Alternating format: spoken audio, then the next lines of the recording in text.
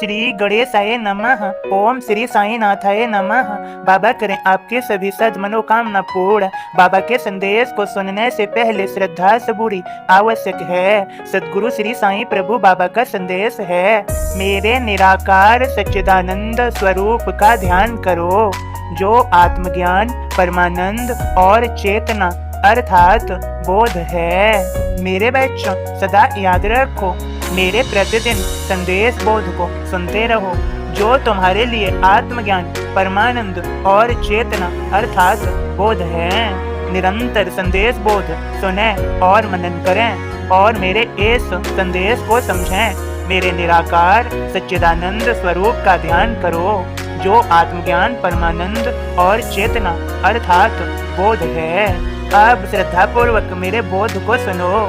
ओम साईं राम। बाबा का बोध इस प्रकार है, श्री साईं वह दर्पण है जिसमें प्रत्येक उपासक को अपने इष्ट का प्रतिबिंब दिखाई देता है।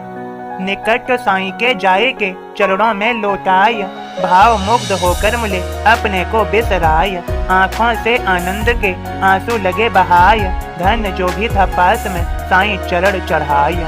रुद्ध कंठ भाव को मुले बोल नहीं कुछ पाय, साईं मांगा गेरुआ राज समझ आ जाय। इसी तरह एक बामना मित्र मामलेदार, पेशा उसका डॉक्टरी, आया शिरडी द्वार। कहे मामलेदार से मैं तो पूजूं राम, फकीर के पैरों पड़ूं यह ना मेरा काम।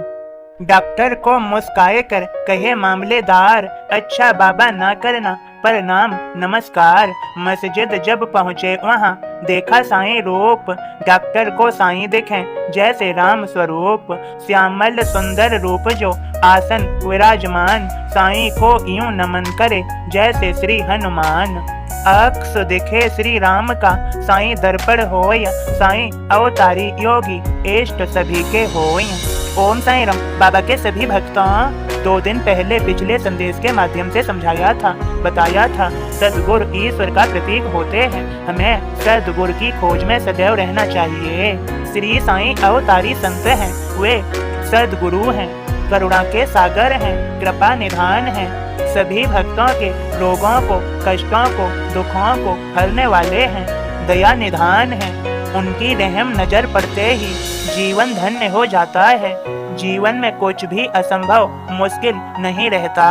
उनकी रहम नजर पड़ते ही सभी कष्ट, पीड़ाएं, रोग, दोष इत्यादि बेकार दूर हो जाते हैं। उनकी रहम नजर पड़ते ही सदा याद रखें, श्री साईं की रहम नजर पाने के लिए जितना हो सके अच्छा करें, कभी भी बुरा न करें, लोगों को खुशी दें, उन्हें तकलीफ, दुख, पीड़ा न दें, दूसरों के दुखों को बांटें, उनकी सुने व उनकी सहायता कर सकते हैं तो अवश्य करें। लोगों को दुआएं दें, अपने लिए भी दुआ करें।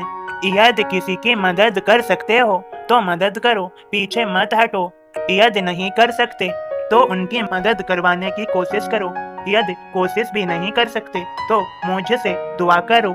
हर पल मुझे याद करो, मैं तुम्हें देता हूँ तो देखता भी हूँ।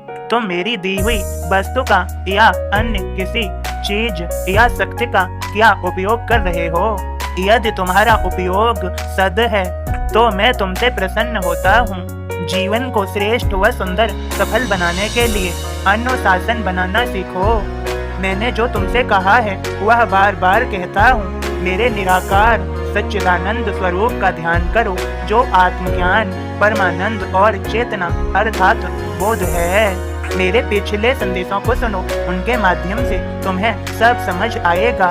मैं तुम्हें आगे और संदेशों के माध्यम से समझा ही दूंगा।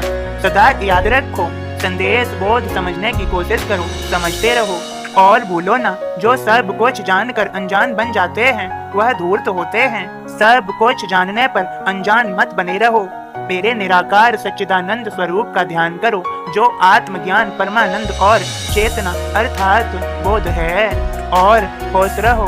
जीवन में सफलता पाओगे।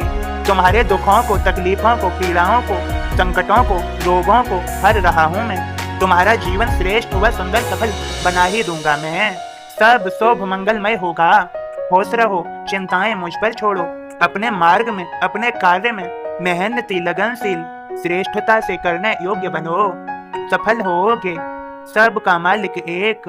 ओम साईं राम। बाबा के सभी भक्तों को ओम साईं राम, जय साईं राम।